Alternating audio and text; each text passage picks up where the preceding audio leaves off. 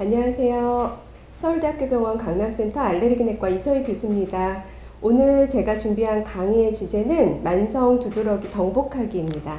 두드러기 하면 많은 분들이 굉장히 잘 알고 계시는데요. 정확한 두드러기의 뜻은 갑자기 발생하는 팽진, 혈관 부종을 특징으로 하는 피부 질환입니다. 여기서 팽진이라고 하는 거는 피부가 부풀어 오르는 거를 얘기를 하고요. 그리고 주변에 보통 피부 붉어짐을 동반을 하고 많이 가렵습니다. 이제 24시간 이내에 대부분 생겼다가 사라졌다가 반복을 하죠. 혈관 부종이라는 용어는 조금 생소하실 수가 있는데 두드러기가 피부의 깊은 곳에서 생겨서 주로 붓는 현상으로만 보이는 것을 얘기를 합니다. 그래서 가려움증보다는 좀 아프다고 표현하시는 분들이 많이 있고요. 대개 2, 3일 정도 지속이 됩니다. 그래서 보통 두드러기의 이제 50%는 두드러기만 단독으로 보이기도 하지만 많은 경우에 두드러기와 혈관 부종은 같이 동반돼서 나타나는 게 일반적입니다. 이제 발생 기전을 정확하게 아실 필요는 없지만 뭔가 외부의 자극, 보통 우리가 알레르겐 또는 알레르기 원인 물질이라고 합니다. IgE라고 하는 알레르기 유발의 매개체입니다. 이 항체와 만나서 주로 비반세포 또는 비만세포라고 하는 세포를 자극을 하면 이 비만세포가 히스타민이라고 하는 물질을 쏟아내게 되고요. 이 히스타민이라는 물질이 주로 피부를 부풀어 오르고 가렵고 빨개지게 만드는 주 매개체가 됩니다. 두드러기 사진이 왼쪽에 있는 사진인데요. 오른쪽에 있는 사진도 두드러기랑 똑같죠? 이거는 사실 모기 물린 사진입니다. 그래서 거의 동일한 모양이라는 거 아실 수가 있고요. 사실 많은 분들이 발진과 두드러기를 헷갈리게 생각하시고 같은 거를 두드러기로 다 표현하는 경우가 있는데 발진은 굉장히 다릅니다. 보통 발진은 한번 생긴 병변이 며칠 또는 몇 주까지 지속이 되는 경우가 많고 대개 이제 약물에 의한 발진이 많은데요. 전신에 대칭적으로 발생을 해서 만지면 오돌오돌 할 수도 있지만 평평하고 만져지지 않는 경우도 있습니다. 발진과 두드러기는 원인도 다르고 기전도 다르고 다른 병이다 이렇게 생각을 하시면 되겠습니다. 아까 말씀드린 혈관 부종, 주로 붓는 거죠. 그림에 보시면 이렇게 눈이 퉁퉁 부어서 얼굴을 알아볼 수 없는 사람이 빠지면 이렇게 예쁜 얼굴이었던 거죠. 그리고 입술이 붓기도 하고요. 이건 굉장히 심하고 위험한 상황인데 혀가 통통 붓기도 합니다. 이러면 자칫 잘못하면 기도가 막힐 수도 있어서 위험하죠. 두드러기를 보통 분류를 할 때 얼마나 오래됐느냐를 가지고 급성과 만성을 구분을 합니다. 이렇게 분류를 하는 이유는 이제 급성 두드러기는 일시적으로 생겼다가 저절로 없어질 확률이 높지만 이미 6주가 넘어서 만성화가 되면 특별한 요인이 없이도 더 오래 지속되기가 쉽기 때문에 자가면역성 또는 자발성 과정으로 넘어가게 되는 경우가 많기 때문에 구분을 하고 있습니다. 그리고 유발 요인이 있냐 없냐에 따라서 만성 자발성 두드러기, 유발 요인이 없이 자동 반사처럼 생기는 겁니다. 만성 유발성 두드러기, 이 경우는 뒤에서 말씀드리겠지만 대부분 물리적 두드러기, 뭔가 피부 자극이나 열이나 이런 외부 환경의 변화에 영향을 받아서 생기는 두드러기가 해당이 됩니다. 한 보고에 의하면 전 인구의 15에서 20%가 일생에 한 번 이상 두드러기를 경험한다고 알려져 있습니다. 굉장히 그만큼 흔하다는 거죠. 만성 두드러기, 6주 이상 지속되는 만성 두드러기는 일반 인구의 0.5%에서 5%, 그러니까 100명 중에 5명 정도가 만성 두드러기를 가지고 있다고 알려져 있는데 최근에 좀 많이 늘어나고 있는 것 같아요. 그리고 연간 100명 중에 1명 정도가 새로 만성 두드러기 환자로 이제 발생하고 있습니다. 주로 20에서 40대 후발을 하고요. 남성보다는 여성에서 한 2배가량 이제 많은데 동반 질환을 보면 대부분은 알레르기 질환을 많이 같이 가지고 있어요. 알레르기 체질이 그 밑바탕에 있는 사람들이죠. 갑상선 질환을 같이 가지고 있는 경우가 많습니다. 갑상선 기능 저하증이나 항진증, 보통 이런 갑상선 질환들이 자가면역성 질환이거든요. 자가면역성 질환이 일반인의 한 2배 정도 높게 만성 두드러기 환자에서 진단이 되고 기타 자가면역성 질환 뭐 류마티스 관절염, 루푸스, 쇼그렌, 뭐 기타 이제 다른 병들도 우연히 발견이 되는 경우가 있습니다. 또 이제 악성 종양이 두드러기로 처음 모습을 드러내서 발견되는 경우도 있죠.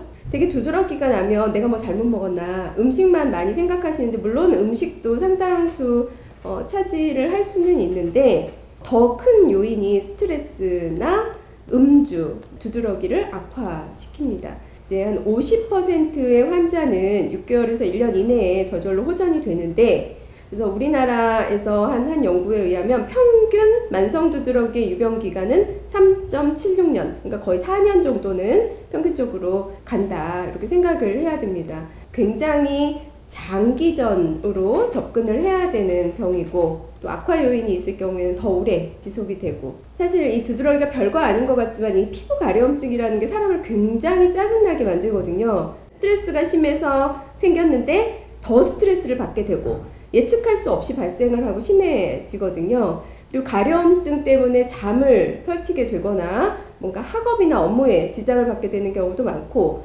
보이는 피부에 많이 올라오게 되면 미용상의 문제, 사람들하고 만나는 자리를 나도 모르게 피하게 되고 삶의 질이 떨어지고 우울증, 뭐 불안증, 강박증, 뭐 이런 정신과 질환도 많이 동반이 됩니다. 급성 두드러기와 만성 두드러기를 제가 6주를 기준으로 나눈다고 했는데 성상이 굉장히 다릅니다. 급성 두드러기는 많은 경우에 음식이 원인이 되는 게 사실이에요. 스트레스도 많고 과로가 있고 굉장히 피곤한 상황에서 어떤 음식을 잘못 먹었을 때, 이런 삼박자가 딱 맞았을 때 두드러기가 촉발이 됐을 수 있겠죠. 근데 이 급성 두드러기는 저절로 없어져야 되는데 뭔가 제때 치료를 하지 못했거나 악화 요인이 계속 반복이 되면서 만성화가 일단 되고 나면 그 이후부터는 특별한 원인이 없이도 계속 올라오게 됩니다. 만성 유발성 두드러기, 물리적 두드러기를 잠깐 언급했었는데 한랭 두드러기, 추위에 노출된 피부에 두드러기가 생기는 겁니다. 겨울 또는 예민하신 분들은 이제 찬바람, 에어컨, 찬물 이런 데도 유발이 되기도 하고요. 병력상 한랭 두드러기가 강력히 의심이 될 때는 이제 검사실에서 얼음덩이 검사라고 팔에다가 이제 얼음을 올려놓고 일정 시간 기다렸다가 얼음을 제거하고 나서 보면 얼음덩이가 올라있는 피부에 이렇게 두드러기가 이제 생기는 거를 확인할 수 있습니다. 그리고 햇빛 알레르기, 이건 가지고 계신 분들이 꽤 있으시죠? 햇빛 알레르기가 있으신 분들은 이제 노출 부위를 최소화하는 게 가장 최선이죠. 얇은 긴팔이나 양산 이런 해 가릴 수 있는 이제 소품을 사용을 하시거나 약을 미리미리 먹어서 또는 사후에라도 바르는 약과 먹는 약으로 이제 조절을 하실 수가 있습니다. 콜린성 두드러기도 종종 이제 가지고 계실 텐데, 체온이 올라가는 상황에서 두드러기가 생길 때는 이렇게 좁쌀 같은 짜잘짜잘짜잘한 한 1, 2mm 정도 되는 좁쌀 같은 두드러기가 전신에 이제 올라왔다가 사라집니다. 피부 묘기증이라고, 요거는 많이들 알고 계시는데 피부를 긁으면 피부가 이제 부풀어 오르고 긁은 자국을 따라서 빨개지고 가려워지고 이런 거예요. 불편함이 없으면 사실 치료가 꼭 필요한 그런 병적인 상황은 아닙니다. 근데 문제는 피부 묘기증보다도 피부 묘기증이 있는 사람은 만성 두드러기가 동반이 되는 경우가 많고, 동반되면 굉장히 오랜 기간, 5년 이상 치료가 안 되는 경우가 많아서 피부 묘기증을 꼭 만성 두드러기 있는 환자들한테서는 확인을 이제 하고 있습니다. 그래서 진단을 어떻게 하느냐, 우선은 환자가 하는 말이 가장 중요합니다. 병력 청취라고 하는데 이것저것 정말 장기간 물어보게 됩니다. 사진 있으세요? 어떻게 생긴 두드러기인지 보여주실 수 있나요? 많이 가렵나요? 어디 생기나요? 붓기도 동반을 하나요? 처음 생긴 지 얼마나 됐나? 매일매일 생기나요? 아니면 일주일에 몇 번 생기나요? 한 달에 몇 번 생기나요? 아침 저녁 차이가 있는지, 그리고 혹시 다른 알레르기도 가지고 계세요? 비염 있으신가요? 콧물 재채기, 아토피 피부염, 특정 음식 먹고 두드러기 난 적이 있으셨는지, 지금 먹고 있는 다른 약물은 무엇인지, 가족 중에 비슷하게 두드러기 있으신 분 계신지, 이런 것들도 알레르기 임을 굉장히 시사하는 요소가 되겠고요. 먹고 있는 약을 조사하는 이유는 약 중에서 그 자체로 두드러기를 유발하는 약들이 좀 있습니다. 혈압약 중에 이제 안지오텐신 전환 효소 억제제 또는 ACE 억제제라고 하는 약들, 두드러기를 유발하는 경우가 있어서 이럴 때는 이 약을 다른 약으로 바꿔주면 두드러기가 없어지는 경우도 있고요. 또는 이제 호르몬제나 기타 한약, 건강기능식품에 대해서도 두드러기나 피부 발진이나 이런 게 많이 생깁니다. 그러니까 이 약이 나한테 맞지 않는 거일 수 있고, 특히 알레르기 체질이 있거나 한두 번 약을 드시고 뭔가 부작용을 경험하셨던 분들은 꼭 의심을 하고 주의를 해야 될 것 같습니다.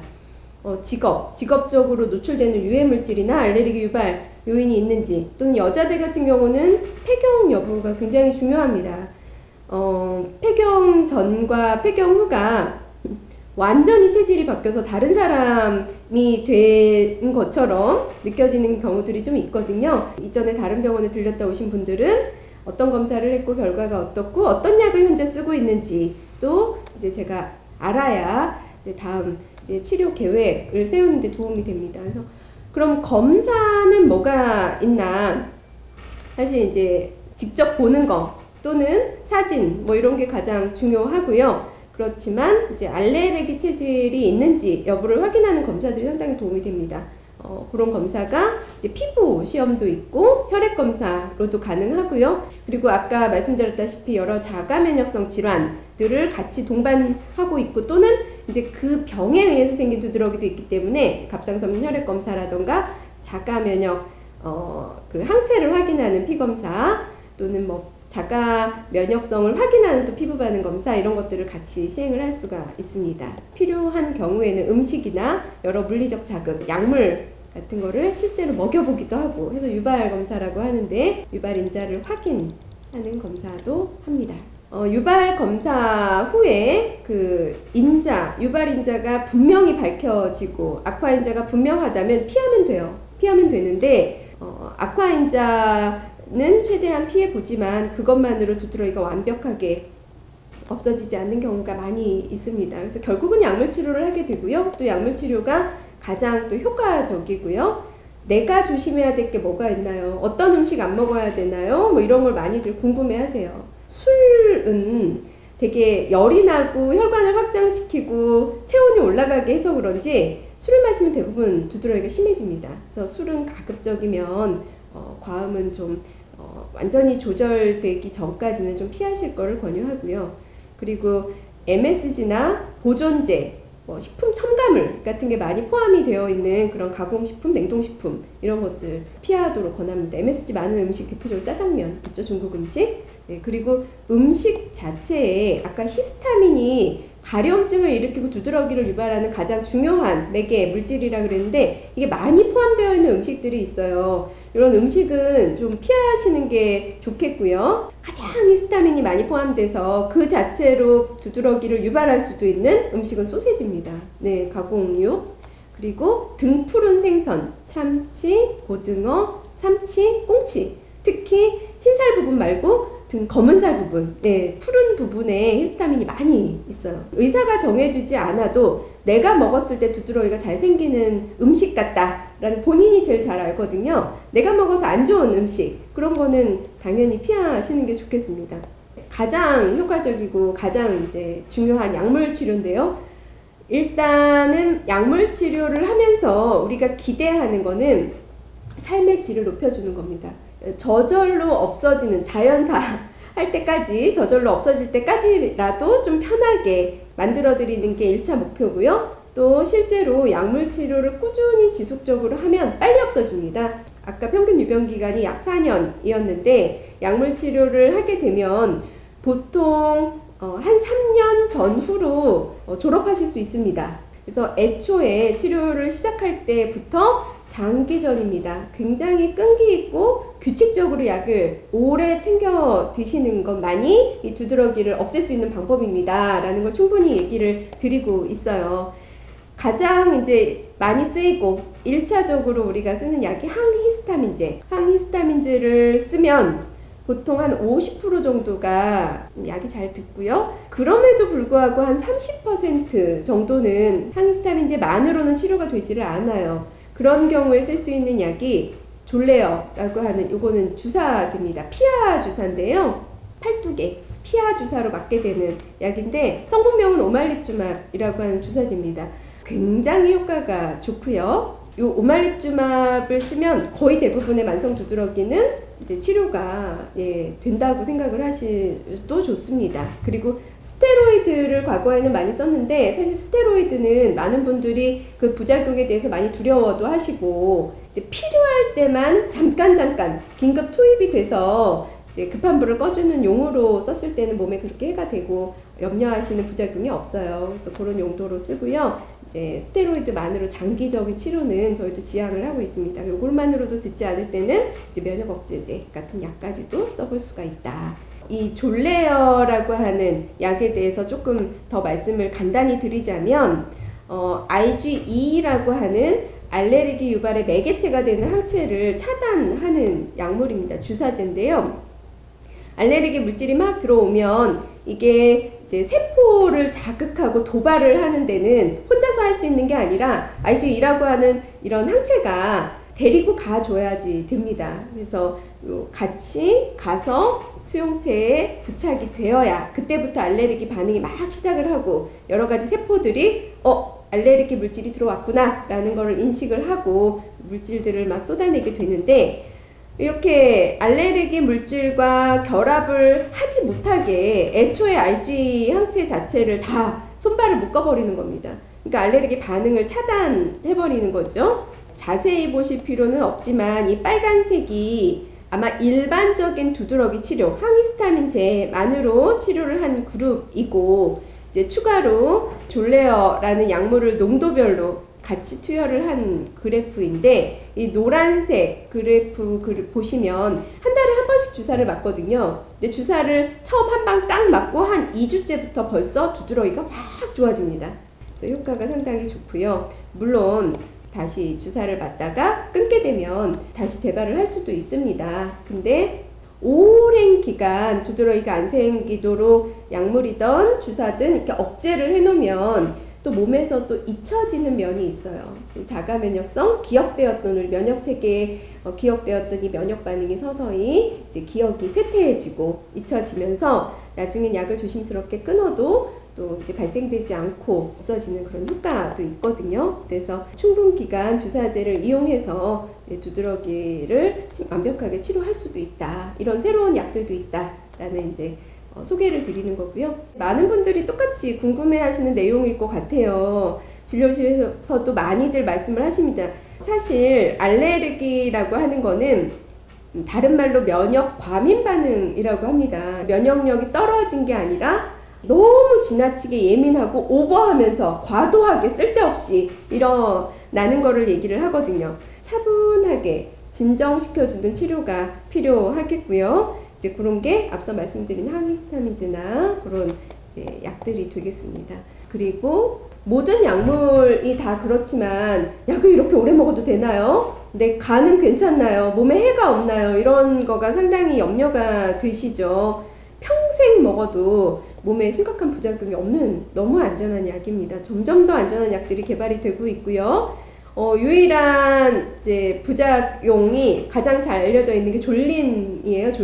졸리고 이유 없이 피곤하고 나른하고 그런데 또 먹다 보면 또 적응이 되기도 하고 요 항히스타민제도 세대가 있어요. 세대가 1세대, 2세대, 3세대까지 최근 이제 4세대로 분류가 되는 약도 있습니다만 신세대, 3세대로 갈수록 이런 부작용들도 거의 이제 없고 효과는 좋은 약들이 많이 개발이 되고 있어요. 그래서 부작용 없이 오래 안전하게 복용하실 수 있도록 안내를 해드리고 있거든요. 설명드리고 감기능, 신기능 영향이 거의 없습니다. 우리나라의 경우에 약국에서 처방 없이 살 수 있는 약이 딱 2가지가 있습니다. 너무 유명한 약인데요. 지르텍이라고 하는 이 약, 이런 약이 있고 또 클라리틴이라고 하는 약이 있고 그래서 뭐 하루 이틀 지났는데 가라앉지 않고 보니까 생기는 범위가 전신적이고 많이 심하다. 그럼 얼른 이런 약을 사서 좀 드시는 것도 한 방법입니다. 임신 중에 복용해도 되나요? 네, 됩니다. 임신 중에도 이 호르몬 변화 때문에 피부 질환이나 두드러기 같은 게 많이 없었다가도 생기기도 하거든요. 실제로 대부분의 항히스타민제는 임신이나 수유 중에도 안전한 이제 FDA B등급을 받은 약제가 대부분이기 때문에 상의하시고, 너무 엄마가 괴로우면 아기도 괴로우니까 네, 꼭 참지 않으셔도 됩니다. 졸레어 주사 부작용은 없나요? 부작용도 있어요. 주사 부위가 많이 이렇게 붓거나 가렵거나 주사 부위에 이제 발진이 생긴다든가 뭐 그럴 수도 있고, 또 열이 나거나 머리가 아프거나 배가 아프다는 사람도 있고. 근데 우리가 사실 가장 심각하게 우려하는 부작용은 아나필락시스라고, 알레르기 반응이 뭐 피부, 뭐 코, 뭐 기관지 이렇게 한 부분에만 국한돼서 나타나는 게 아니라 전신에 반응이 생기면서 혈압도 떨어지고 쇼크가 생겨서 의식을 잃고 생명을 잃을 수도 있는 위험한 쇼크 반응이죠.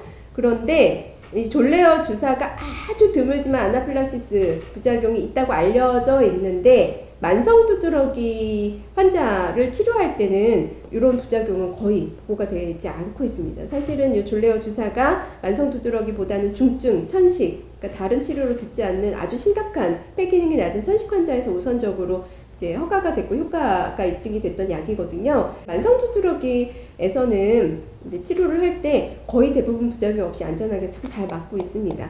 만성 두드러기의 원인을 찾을 수가 없다면 검사가 필요 없나요? 일부에서는 두드러기로 와서 다른 질환, 갑상선 질환이나 자가면역 질환이나 악성 종양 같은 거를 찾아내는 경우가 있기 때문에 이제 검사를 처음에는 좀 해보시는 게 좋겠고요. 또 동반된 알레르기 질환이 있을 때는 같이 치료를 할 때, 비염 따로, 천식 따로, 두드러기 따로가 아니라 다 같이 종합해서 치료를 할 때 효과가 더 좋습니다.